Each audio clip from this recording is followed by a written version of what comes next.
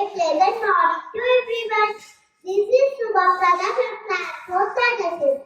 Today, our nesting house is covered with colorful events. Now, my friend gives you a short speech on the power of teamwork. A very good morning to everyone. This is Saranya from class 4.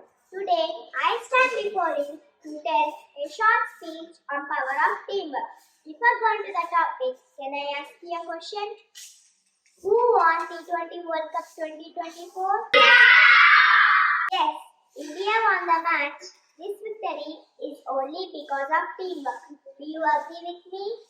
Yes, I believe teamwork is essential for our success. Not in school but in life. When we work together towards a common goal, we can achieve amazing things. Teamwork makes us stronger and more successful. Teamwork is not just about achieving a goal, it is about supporting each other and being there for each other when we need it. So my dear friends, remember the power of teamwork. Let's work together and achieve great things. Thank you and have a fantabulous day. Thank you, Saranya. So my dear friends, let's make a commitment to work together and support each other and to be a team.